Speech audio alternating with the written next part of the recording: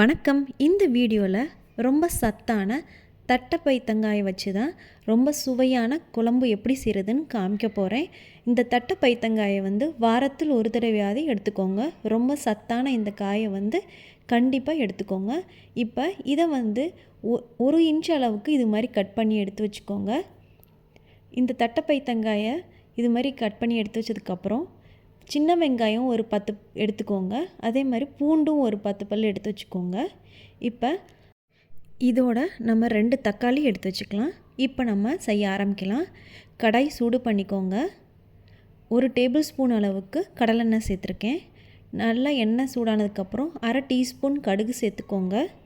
இதோடைய 1/2 டீஸ்பூன் அளவுக்கு சோம்பு, இதில் 1/4 டீஸ்பூன் அளவுக்கு பெருங்காயத்தூள் சேர்த்துக்கோங்க. இப்போ நம்ம சின்ன வெங்காயமும் பூண்டும் எடுத்து வச்சுருக்கோம்ல, அதை சேர்த்துக்கோங்க. இதை பொன்னிறமாக நல்லா வதக்கிக்கோங்க. வெங்காயமும் பூண்டும் பொன்னிறமாக வதங்கினதுக்கப்புறம் நம்ம கட் பண்ணி எடுத்து வச்சுருக்க தட்டைப்பயித்தங்காயை இப்போ இதில் சேர்த்துக்கலாம். இது மாதிரி 1 இன்ச் அளவுக்கு நம்ம கட் பண்ணி எடுத்து வச்சுருந்தோன்னா நம்ம குழம்புல இது மாதிரி காய் இருக்கும்போது நல்லாயிருக்கும் சாப்பிட்றதுக்கு. இப்போ தட்டைப்பயித்தங்காயும் சேர்த்ததுக்கப்புறம் இது மாதிரி நல்லா வதக்கிக்கோங்க. இப்போ இதில் இந்த குழம்புக்கு தேவையான அளவு உப்பு சேர்த்துக்கோங்க.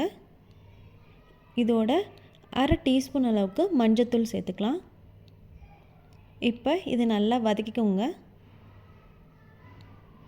ஒரு 2 நிமிஷத்துக்கு இது மாதிரி நல்லா எண்ணெயில் வதக்குனதுக்கப்புறம் நம்ம இதில் கொஞ்சமாக தண்ணி ஊற்றி கொஞ்சம் நேரத்துக்கு வேக வச்சுக்கலாம். மூடி வச்சு நம்ம இந்த தட்டைப்பயித்தங்காயை நல்லா வேக வைக்கலாம். இப்போ இது வேக வைக்கிறதுக்குள்ளே நம்ம 2 தக்காளி எடுத்துருக்கோம்ல, அதை மிக்சியில் நல்லா நைஸாக அரைச்சிக்கோங்க. தக்காளி அரைச்சி எடுத்து வச்சுருக்கோம். இப்போ தட்டைப்பயித்தங்காய் பாருங்கள், முக்கால்வாசி நல்லா வெந்துருச்சுன்னா இப்போ நம்ம அரைச்சி வச்சுருக்க தக்காளி பேஸ்ட்டை நம்ம இதில் ஊற்றிடலாம். இப்போ பாருங்கள், முக்கால்வாசி எல்லாம் நல்லா வெந்திருக்கு. இப்போ நம்ம அரைச்சி எடுத்து வச்சுருக்க தக்காளி பேஸ்ட்டையும் இப்போ இதில் ஊற்றிக்கலாம்.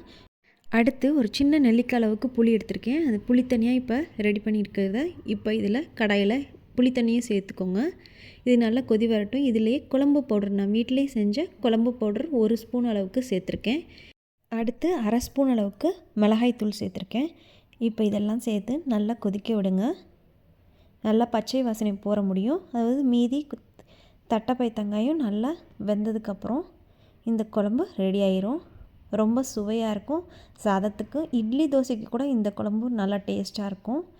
தட்டைப்பயித்தங்காய் ரொம்ப உடம்புக்கு நல்லது. அதனால் வாரத்தில் ஒரு முறை இது மாதிரி குழம்பாகவும் இல்லைன்னா பொரியல் கூட செஞ்சு சாப்பிடுங்க.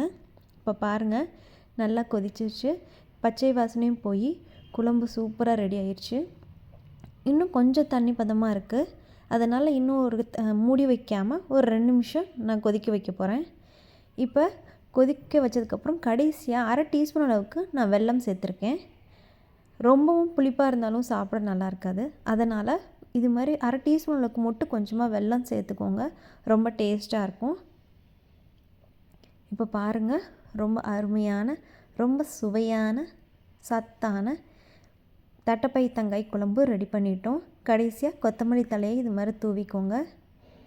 ரொம்ப சுலபமாகவும் இருக்கும், ரொம்ப சுவையாகவும் இருக்கும். நீங்களும் ட்ரை பண்ணி பார்த்துட்டு பிடிச்சிருந்தால் லைக் பண்ணுங்கள். ஃப்ரெண்ட்ஸ்க்கு மறக்காமல் ஷேர் பண்ணுங்கள். உங்கள் கமெண்ட்ஸை போஸ்ட் பண்ணுங்கள்.